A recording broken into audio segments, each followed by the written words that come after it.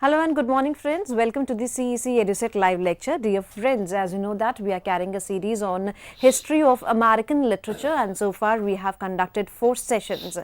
This is the 5th session, and in this session we would be talking on Renaissance, the spirit of the age. We would be discussing on the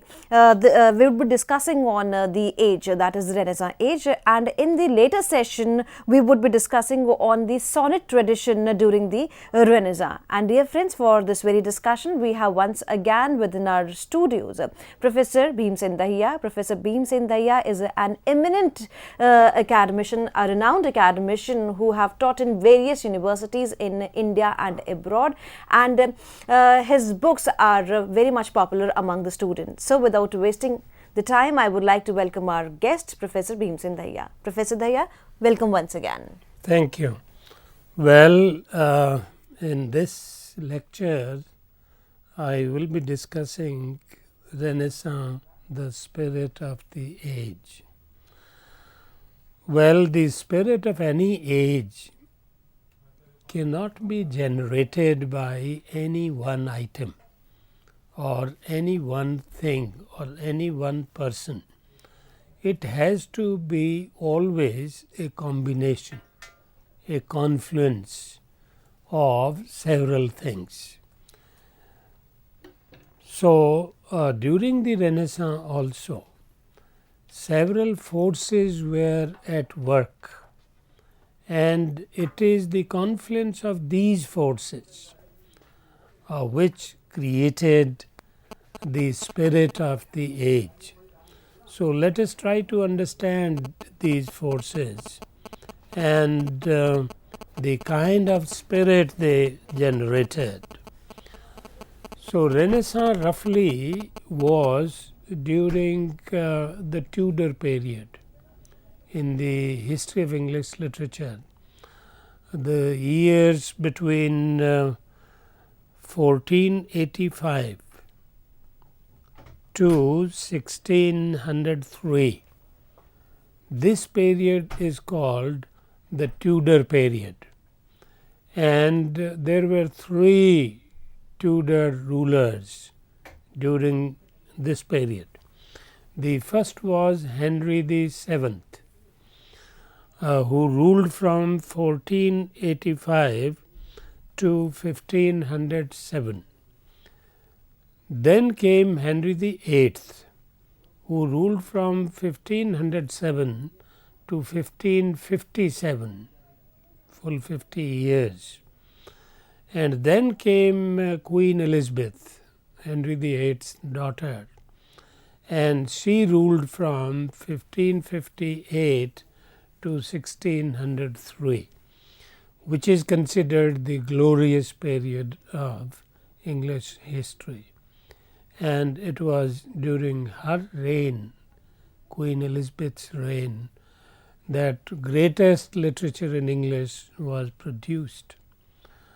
There is a whole list of these writers, we will be talking about them.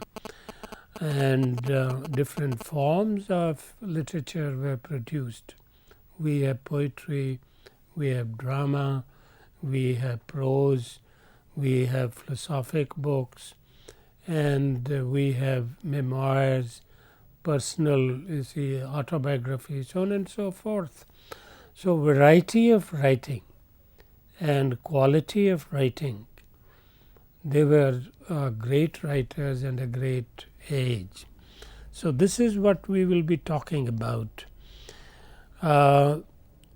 More important thing about this age of the Renaissance is that this marked a break from the medieval ages.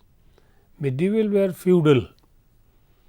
The individual had no place. So, you had kings, monarchs, and landed people, gentry, and common people. A very sharp division between the two classes of society, the upper strata and the lower strata. and all kinds of contemptuous expressions were used for the common people. If you remember Julius Caesar or Coriolanus, these royals, these kings have contempt for the common people, and they call them populace, rebels, all sorts of things. Anyway, so we had these three, Henry the Seventh, Henry the Eighth, and Queen Elizabeth. Now they were called Tudor kings. Well, during this period, you find the writings that came up, they showed a clear change of tone and tenor. Tone and tenor changed from the medieval literature's spirit. So, new spirit of the age, one could see. First of all, we have Mallory, Mallory. Mallory was one of the earliest writers of the period, who wrote that famous Morte d'Arthur. Morte d'Arthur, that is about King Arthur and his exploits. That is from 1485. Morte d'Arthur is a prose elegy to the dying age of aristocratic chivalry. So, during the medieval ages, we had feudals, aristocrats ruling, and their pastime, their favorite say occupation was, say, hunting, chivalry, any kind of opportunity to show their heroics. That is what they were doing. So, in this Mallory's book, Morte d'Arthur, published in 1485, we have this elegy for this dying culture of aristocracy. Second one in the line, very important, in fact even more important than Mallory, was Caxton. Caxton, you remember, he was the father of printing press. Printing press came in 1476, and thereafter it was a great invention in history, because before that, if you want to make copies of a book, you will have to do it with your own hand. So, it will take a long time. You can produce hardly one in a month or a year and so on. But with Caxton's printing press, you could produce hundreds and thousands of copies of a book in no time. Machine. So, Caxton did that invention in 1476. He was a middle class entrepreneur and the real harbinger of a new age in which printed word played a revolutionary role, and it certainly brought about a revolution. Another, you say, set of writers who contributed to the new spirit of the age were some women poets. Imagine, right from Chaucer's time, there have been women poets also, and other women writers too, in prose too. But unfortunately, they were either ignored or underplayed. No longer, of course, after the movement of feminism and so on. These days, you can't afford to ignore them. So, women poets of the period, this Tudor period, one was Julian of Norwich. Her name was Julian and belonged to the city of Norwich. So, she was called and preferred to call herself Julian of Norwich, born in 1342, died in 1416. So, largely 14th century and some years of the 15th, but then we will consider her 14th century poet, just a contemporary of Chaucer, because Chaucer was also born 1340, she was born 1342, so just about the same time. And her famous book is Revelations of Divine Love. Revelations of Divine Love. You see, that was based upon her own visions, dreams, hallucinations. She will see Christ, for example, and she will have dialogue with him, so on and so forth. So, all these sort of personal episodes in her life she narrates in this book called Revelations of Divine Love. Divine because it is all about Christ. And interestingly, in this book, during her dialogue with Christ, she repeatedly asks about one thing: why this evil in the world? If God is so kind, if God is so pious, and He sent His Son of God, Christ, to save humanity, then why do we have evil in mankind, in human society? So, that is the question that Julian of Norwich poses to Christ.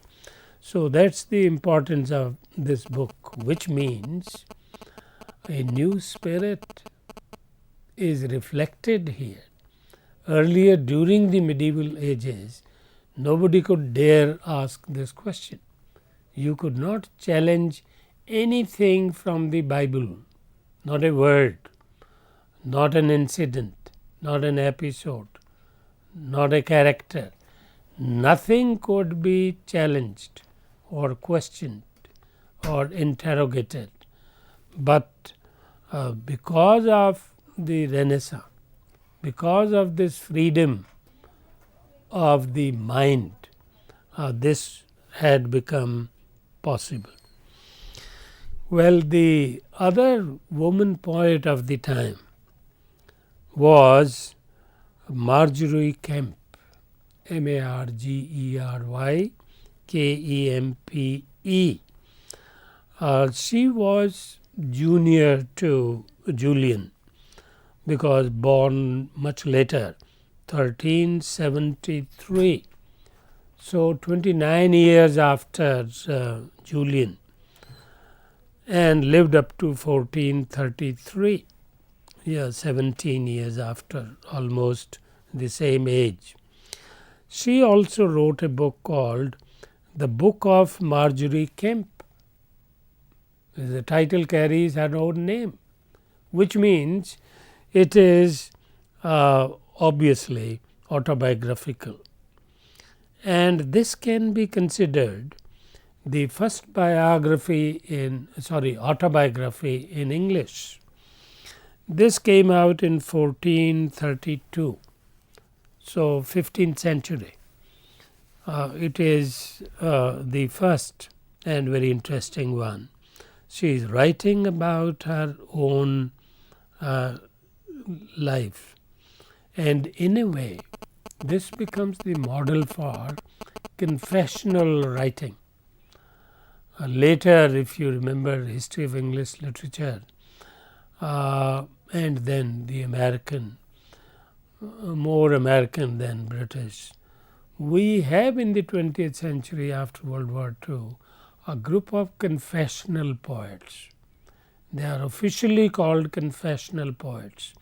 The word confessional was not there during this period of 15th century when Marjorie Kemp and Julian of Norwich were writing.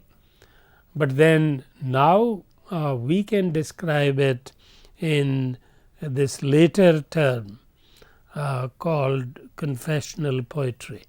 So, these two women poets of the Renaissance, they wrote confessional poetry. So, very important role they played, and because they were not writing purely devotional poetry like the medieval poets, they also reflected the new spirit of the age, where there was some individual independence, freedom and courage to say things that you feel like, that you experience, or that you think are proper and right. So, that is what they did, and they became famous for this. Well, after these women poets, other important writers of the time, one is Erasmus. Now, these are prose books by and large. Erasmus wrote The Praise of Folly, The Praise of Folly in 1511. 1511 means we are already now in the 16th century, almost a century after these women poets. And then after Erasmus we have Plutarch, famous name, and Plutarch wrote moral essays, and after him Francis Bacon. Bacon became in fact more important as an essayist, so much so that we consider in the history of English literature Bacon as the father of the essay in English, just as Chaucer was the father of English poetry, and similarly father of drama, father of the essay. So, here Bacon became father of the English essay. He also wrote another book which is more philosophic, and that is Novum Organum. You can see the Italian title. This is not English, this is Latin. Novum, Novum, Organum, Organum. This came out in 1620. Well, if you have had any reading in Bacon, the very first essay is of truth. I always remember it, and it's very interesting. It begins like somebody comes and knocks at the door. This person who is knocking at the door is Jesting Pilate. Bacon names him Jesting Pilate, and he poses a question there, what is truth? But then never waits for the answer. That is the first story. Jesting Pilate puts a question, what is truth, and then goes back, never waiting for the answer.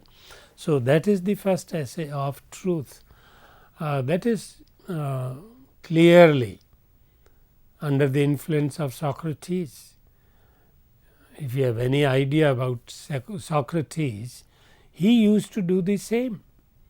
You see, going through the street, whoever he comes upon or comes across, he would stop the single or the group and ask them the question, what is truth, what is goodness, so on and so forth.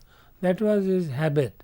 That is how he spread knowledge in the public among the Greeks.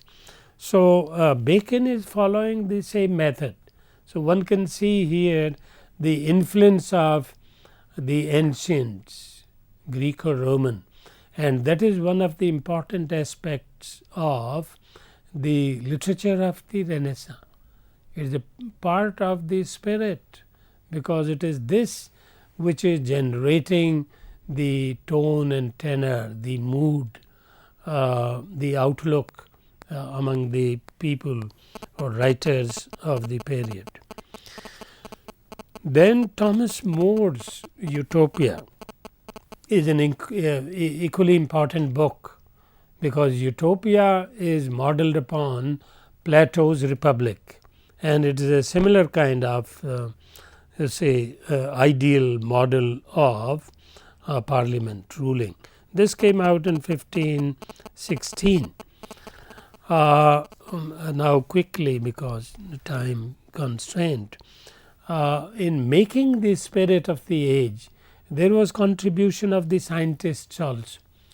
You remember Copernicus, Galileo, and then of course other writers like Bruno, to name just a few. So, you have Copernicus, you have Bruno, you have Galileo. These scientists also brought about tremendous changes. For example, even one thing, that it is not the sun which goes round the earth, but earth goes round the sun, that brought about a great change and revolution. Then you have a confluence of, therefore, Reformation, Humanism, Platonism, Aristotelianism, and Enlightenment. That all put together constitute the spirit of the age, and this spirit, the last item, John Skelton's poetry reflects in his poems. His poems are Philip Sparrow, very interesting. Then Speak Parrot. Speak Parrot is making critique of society through the parrot, and parrot speaks. Then Why Come Ye Not to Court? You remember, is a satire on Thomas Wolsey. And then Colin Clout, his last poem, 1522. So, that is the story about the spirit of the Renaissance, and I think on this note we conclude the story.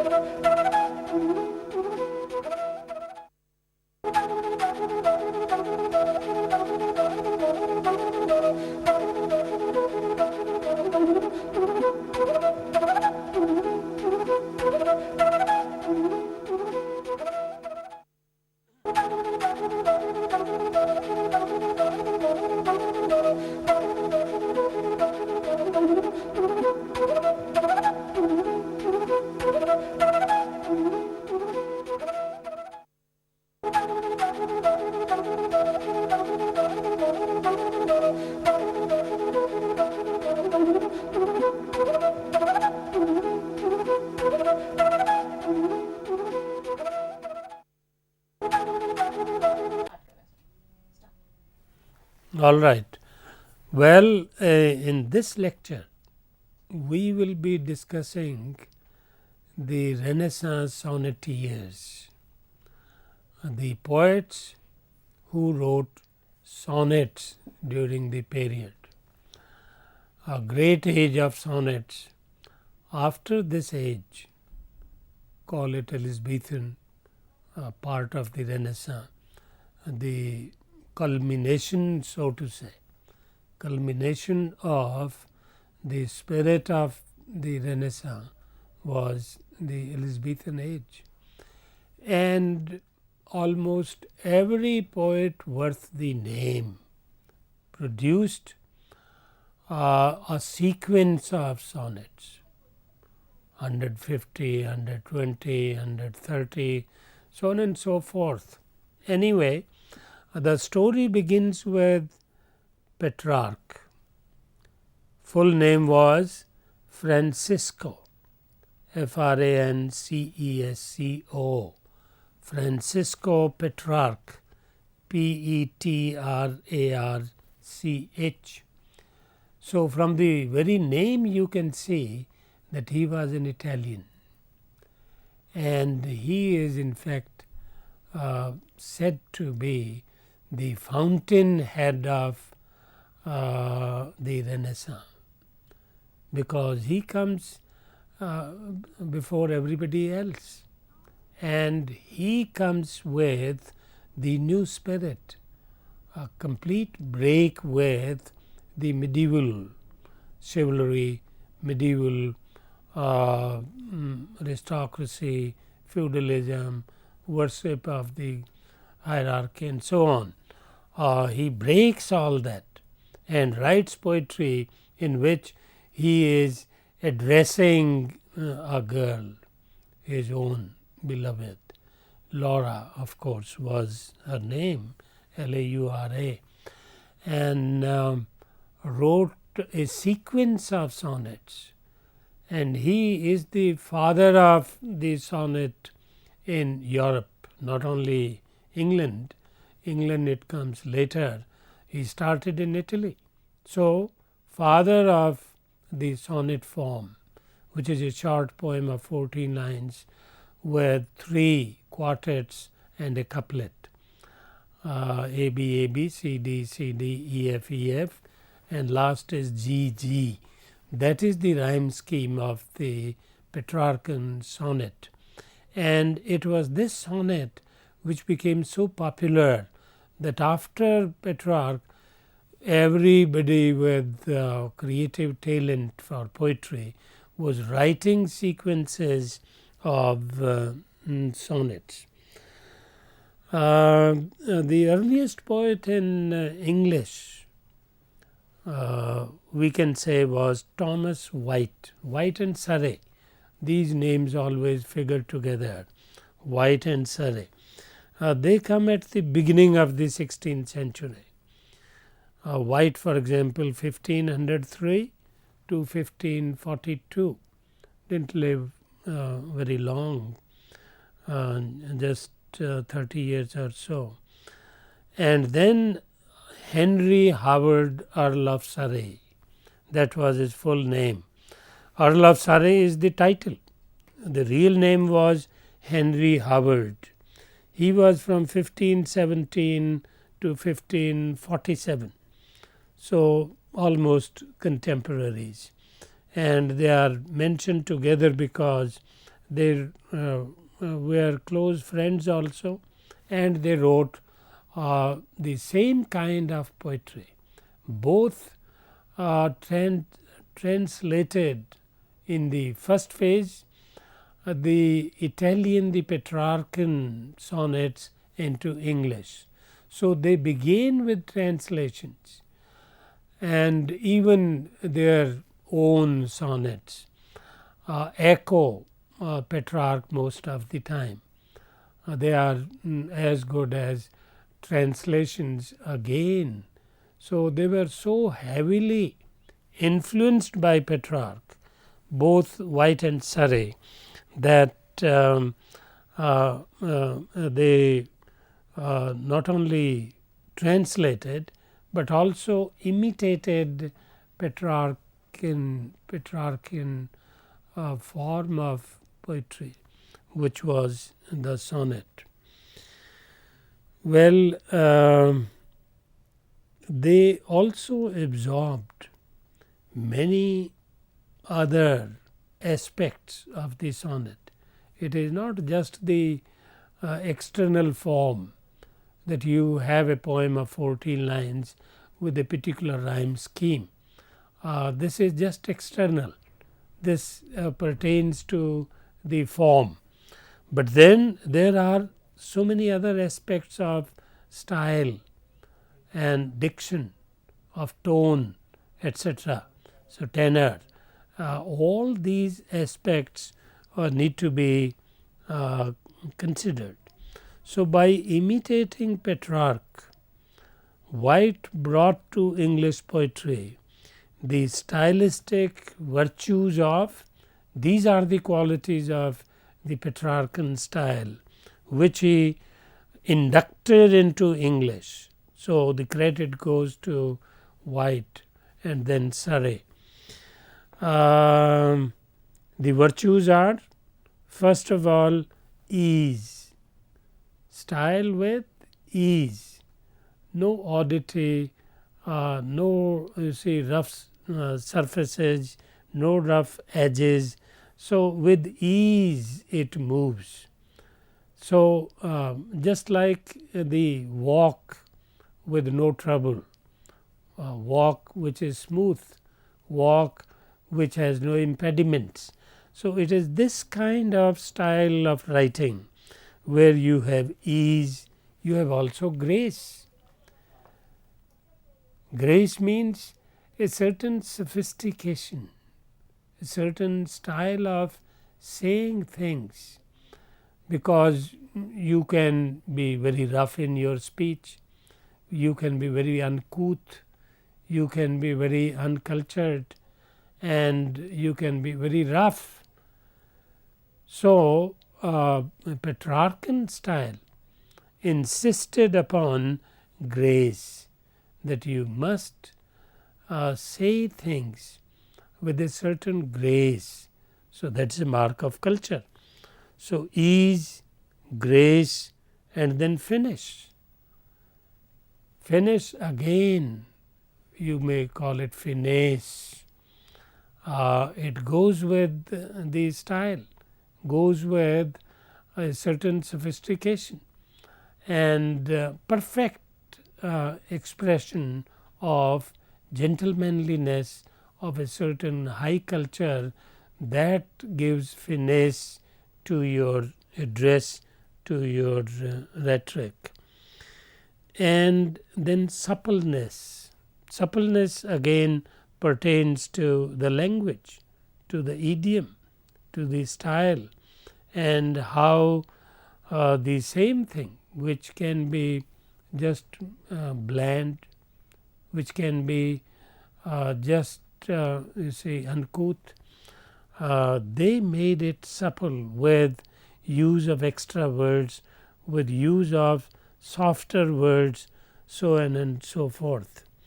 So, overall effect of all these virtues was to make English refined. Well, before that, before the influence of Petrarch, it was not really as graceful, as sophisticated, as soft as it became sorry, under the influence of Petrarch. And White is the first poet who shows that influence of Petrarch, and that can be seen in his English. Second was Surrey, as I said, Earl of Surrey. So, he absorbed the same qualities and displayed the same in his sonnets. But even more important than all these, because all these are subsumed as the minor aspects of something much greater, and that is rhetorical. Because after all, the sonnets that Petrarch wrote addressed to her woman Laura, each piece carried a certain kind of argument. You are praising, you are persuading, you are pleading one way or another. it had to be rhetorical speech. So, rhetoric comes when you have to say things persuasively, one way or another.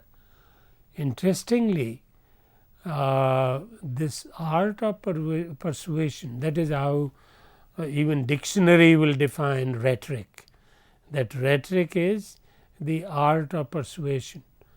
And the earliest book, it is remarkable, was written by Aristotle. Over 2000 years ago, he wrote a book called The Art of Rhetoric. I have that book in paperback, it is available.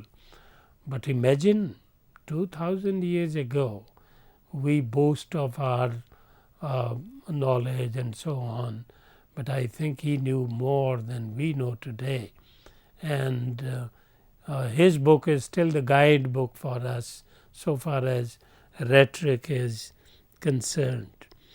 So, that is the importance of Petrarch and the Petrarchans, White and Surrey. But then the tradition of sonnet continued all through the Elizabethan age, and it became a sort of challenge for every poet.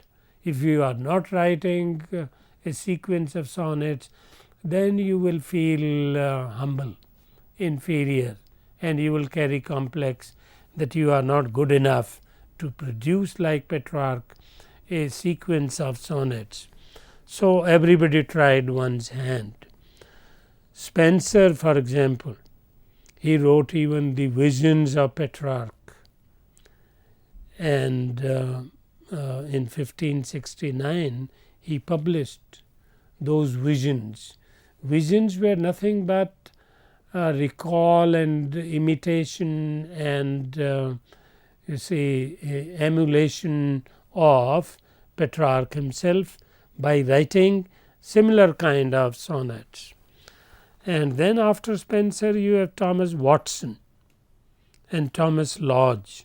There were these two Thomases, both translated and copied the Italian and French poets. You can see the classical influence, not merely Italian, but also French. So, sonnet sequence of these poets like Watson's was Phillis, Phillis, 1593, and then George Gascoigne. He was one of the major poets. George Gascoigne, George, Gascoigne, Gascoigne, a little difficult, but that's how the name goes. Name became very famous because after White and Surrey it comes Gascoigne, and he defined sonnet. He gives a very concise definition of what a sonnet is, and that's how he defines it. Sonnets are of 14 lines, every line containing 10 syllables, which means iambic pentameter of 5 meters. So, 10 syllables.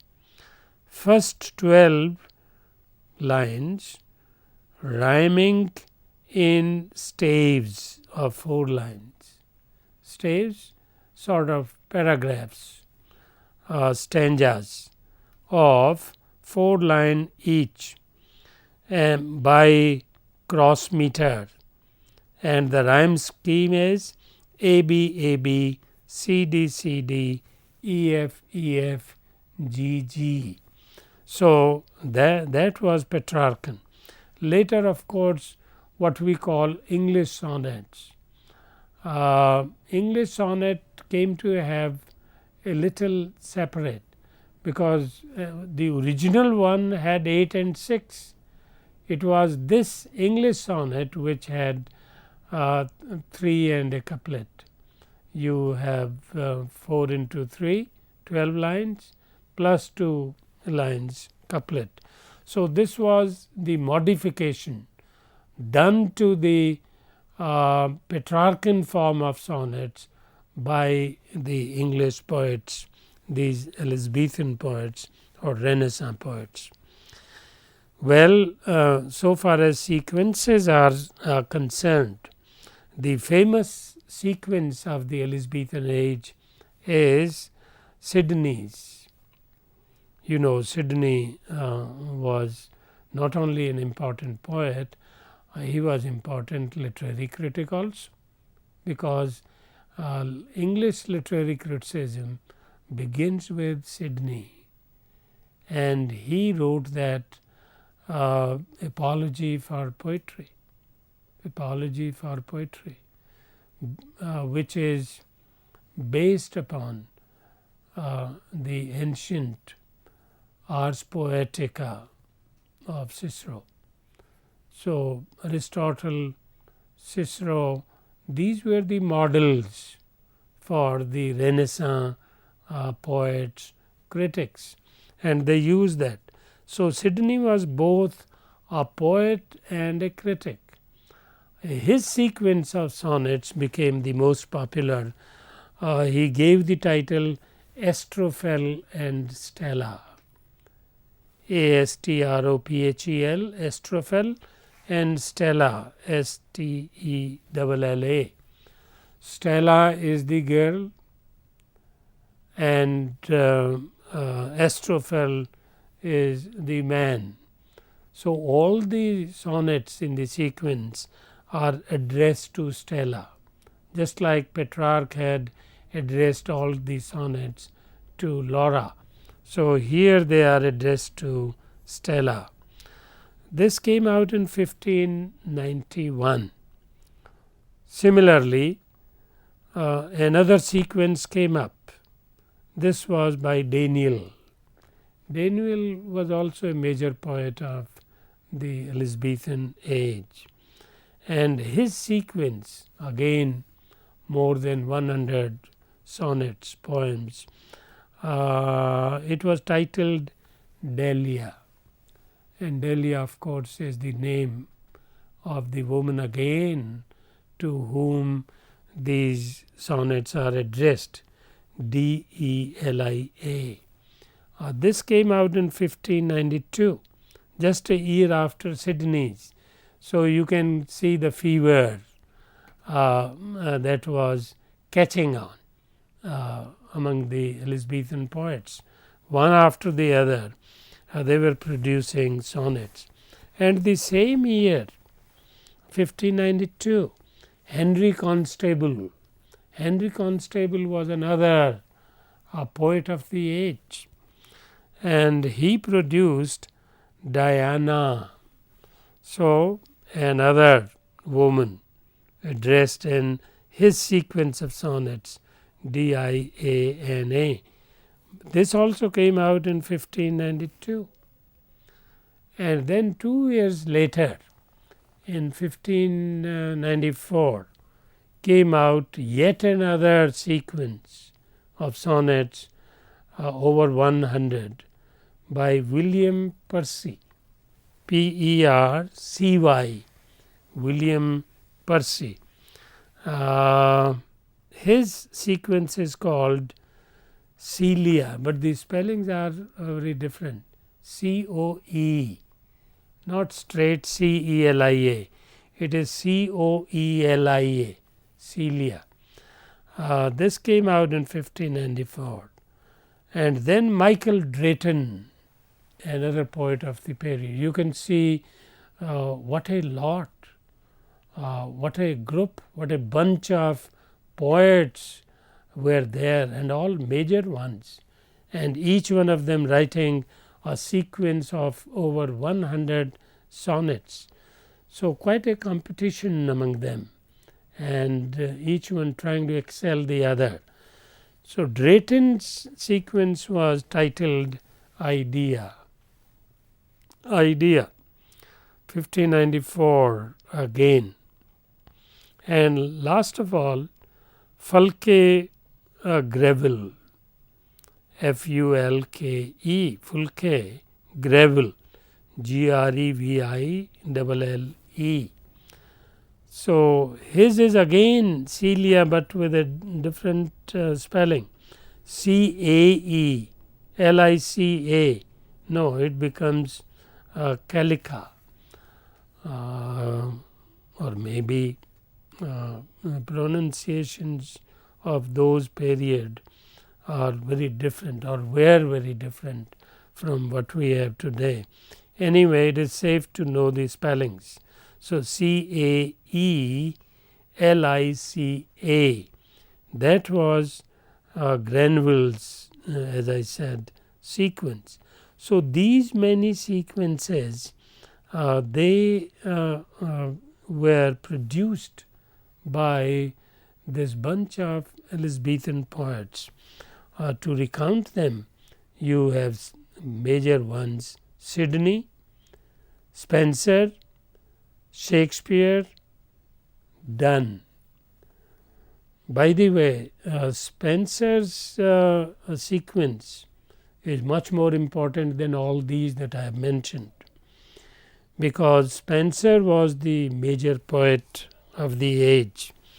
If you remember, he is known by that epic, the first English epic, The Faerie Queene, which is composed of 12 books, and each book has a hero, separate one, a knight at arms, and you have exploits and adventures of these knights at arms put together in 12 books, one book devoted to each of these knights. Put together, it makes the Faerie Queene. And who is this Faerie Queene? Queen Elizabeth, obviously. And these knights are knights at arms of her court, in her service, in Her Majesty's service, and they do everything in her name, and they are fighters for her. Wherever needed, they will come to fight for Her Majesty. So, you have these. Spenser, of course, wrote Amoretti. So, you have that epic, but then here we are talking of the sonnet sequences. So, his sonnet sequence was Amoretti, more important than the other ones, being a major poet. And the last of all, in between, of course, Shakespeare. Shakespeare came up to be the greatest poet and dramatist of the age. He also wrote a sequence of 154 sonnets, and as I mentioned earlier also, 126 addressed to a friend, Earl of Southampton, and the last 26 addressed to the Dark Lady, whoever she was, but love poems addressed to her. And in this series, because Renaissance ends in 1660, which is the end of Milton, so to say. So, Milton also wrote a sequence, and Donne. So, these two were the last in the sequence, last great poets of the Renaissance, Donne and Milton. We will be talking about them later in greater detail, because they are known for other things better than mere sonnets. And I think I will conclude on this note. With this note, thank you, sir. Thank you so very much for giving us a very, very productive session, and I hope that all the students who might have watched us and would be watching with the help of the YouTube would be definitely getting benefit. And dear friends, if you want to have a session on any topic regarding to history of American literature, then you can mail us at info.cc@nic.in, and for your accessibility, the lectures are there for you on YouTube. So, we are taking your leave. We would be meeting again and would be discussing on another topic under the series History of American Literature. Till then, take care, goodbye. Thank you, sir. Thank you so very much. Thank you.